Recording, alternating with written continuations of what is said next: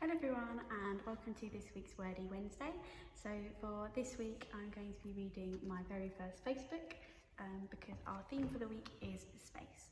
So this book is a little bit different to our usual books because I usually read stories, but I found this book really interesting and it answered a lot of questions I had about space. So I am going to jump straight into reading it and hopefully you'll learn something new about space too. The night sky.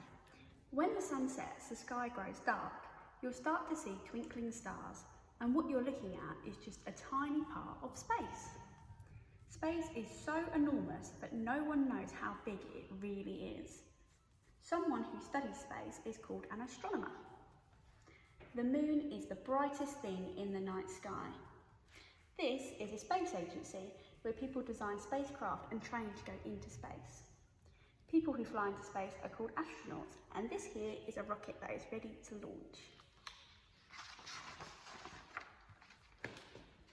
So, what is space? We live on planet Earth. Space is everything around our planet. There are lots of incredible things out there. There are galaxies, stars, moons, planets, space rocks called asteroids, a space probe, TV satellites that send pictures to your television, a rocket that's blasting into space, comets, and the Earth is covered by a layer of gases which is called the atmosphere. This here is planet Earth. From space it looks like a green, blue and white ball. The green parts are land and the blue areas are water.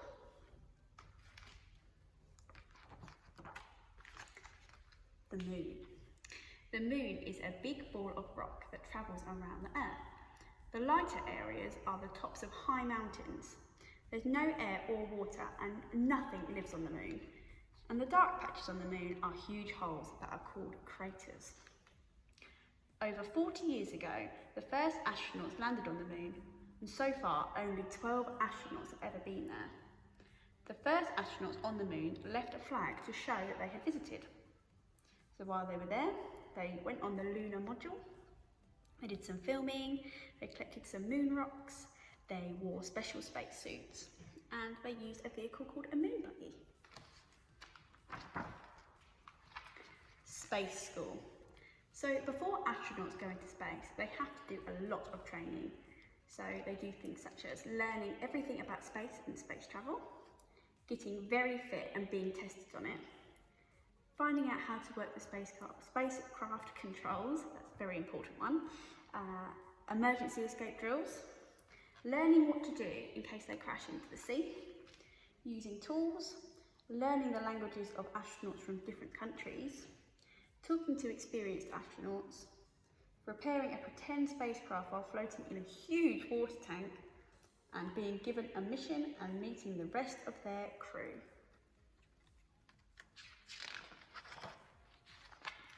Liftoff. A rocket, called a launch vehicle, flies a team of 3 astronauts into space. A launch vehicle is being prepared in this picture for liftoff. So in here, you've got the spacecraft, the booster rockets, the astronauts, the service tower that keeps the vehicle in place, and down here you've actually got the friends and family waving goodbye. So here's the astronauts inside the aircraft getting ready for liftoff. The booster rockets then fire, lift off, and booster rockets then fall back to Earth, and the launch vehicle falls back and the rocket flies away into space. The space station.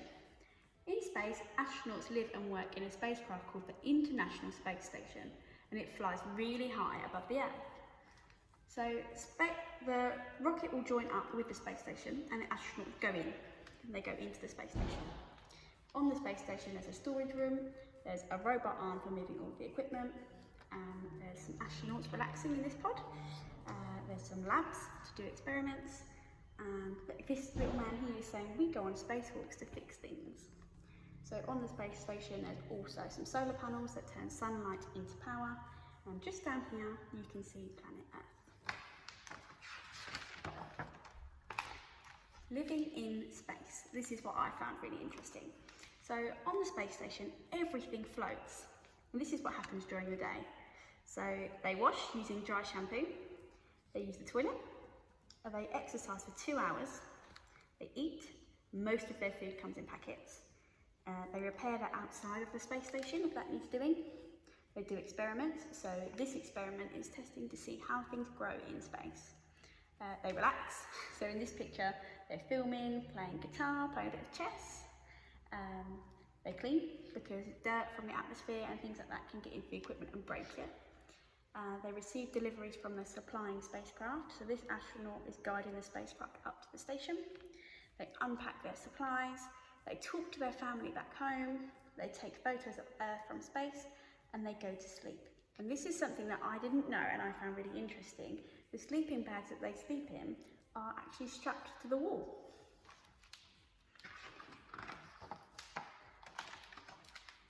Spacewalk.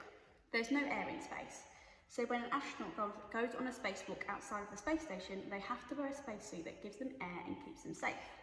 So they have an air and water tank, a drink bag, a helmet, tools that are clipped onto the astronaut's suit, a cap with a microphone, an arm, a glove, the lower torso of the suit, a tether, a control panel that shows how much air and water they have left, and the upper torso. This layer that he's wearing here keeps the body at just the right temperature. So astronauts tend to go on their spacewalks in pairs. So they check the spacesuits and put them on. They go into an airlock for 24 hours, which gets the astronauts used to what it's going to be like when they leave the space station. They open the exit hatch, they attach the tether to the space station and go outside. The tether is to stop the astronauts from floating off into space. They then receive instructions from planet Earth. They fit new equipment to the space station. Most spacewalks last around 6 hours. They drink water from their drink bag and their straw, and then they return to the space station. The solar system. The Earth is just one of 8 planets that travel around the Sun. The Sun and the planets are known as the solar system. So we've got Mercury, the Sun is the big one, Venus, Earth, where we are, the Moon. Other planets all have moons too, but our moon is ours. Mars. Sometimes space rocks can crash into the planets, as the book says. Venus. Venus is actually covered in thick poisonous clouds. Jupiter, which is the biggest planet and has more than 60 moons, and the Great Red Spot is a huge storm. Neptune, Uranus. Uranus has a ring that's made from ice and dust. Saturn, and Saturn's rings are made from chunks of rock and ice. And this is Pluto, which is known as a dwarf planet. So this here is an asteroid belt, and the asteroid belt is a big group of space rocks. And here is a comet, which is a ball of gas, ice and dust, which leaves a bright tail behind it. Exploring Mars. Small spacecraft have flown vehicles called rovers to Mars. Rovers find out more about the rocks and air on planet Mars. So 1 is a spacecraft that's flying to Mars. 2 is a parachute opening to slow down the spacecraft. 3 is a sky crane falling away. 4 is a sky crane lowering the rover down. And 5 is the rover landing and driving along. So the rover is kept inside the spacecraft. And then when it comes out, it has wheels, so it can drive along the planet. So here's the rover that's receiving instructions from Earth. It then explores different places and takes lots of pictures. So here on Earth we can see what it looks like. It can fire a laser and drill into rocks to find out what's going on inside them. It scoops up dust for testing. It finds out about the weather on planet Mars. And it sends lots of pictures straight back to Earth. The stars. Stars are massive balls of very, very hot gases. The Sun is a star, and this is what it looks like close up. From Earth, the Sun looks bigger than the other stars because it's our closest star. But here are the gases bubbling on the Sun's surface, and this bit here, the bright yellow bit, is known as a solar flare, which is a big explosion. But there are different types of stars. Our Sun is a type of star called a yellow dwarf. Our biggest and most powerful stars are called supergiants, and the least powerful stars are called red dwarfs. The life of a star. A new star is formed out of a huge swirling cloud of gas and dust called a nebula, and this is the Tarantula Nebula. Part of the nebula gets thicker and hotter. Slowly it turns into a hot ball. and this then becomes a new star. Stars glow and burn for millions and millions of years, and then they start to change. Different stars change in different ways. A yellow dwarf star gets cooler, bigger and duller.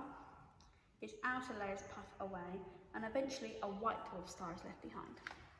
A supergiant star just gets bigger and brighter. It explodes, and this is called a supernova. And then a big cloud of gas is left behind. Great galaxies. So millions and millions of stars form massive groups called galaxies, and galaxies come in all different shapes and sizes. This is a spiral galaxy. This is one that we often see when we see pictures of a galaxy. This is called the cartwheel galaxy because it looks like a wheel. Some galaxies look like bright balls, and other galaxies are slowly joining together. The Sun is just one star in a spiral galaxy that is called the Milky Way. Lots of stars are being formed in this bright bit, and the Sun is somewhere around here. Looking at space. Telescopes help people to see things in space that are very far away, but there are lots of different types. So you've got a Hubble Space Telescope, and space telescopes often take pictures of things that are in space. An optical telescope, a radio telescope, a probe that can fly around the planets, and then from planet Earth, a lot of us may use telescopes or binoculars to see things in a bit more detail.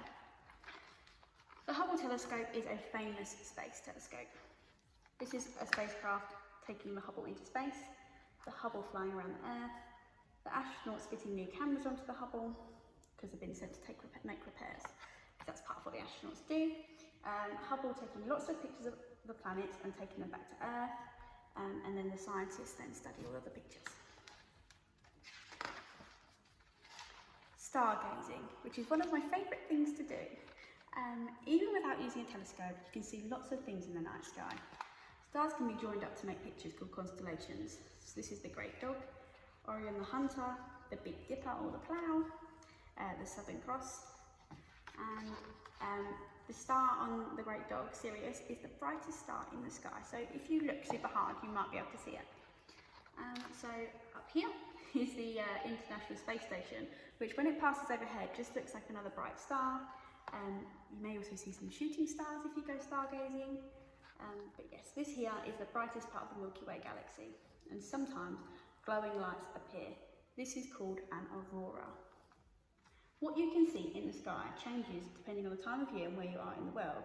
So if you want to find out more about constellations in space, it says in this book you can go onto the Osborne Quicklinks website and it will tell you all about what kind of stars you might be able to see in the sky near you. And that is all. So that was me reading my very first space book. I really hope that you enjoyed listening along to it, and I hope that you maybe learned something new, because I know I did when I read it. So thank you for joining us for this week's Wordy Wednesday, and thank you for joining us for Space Week. I really hope you're all having a great week, and I'll see you again soon for another video. Goodbye.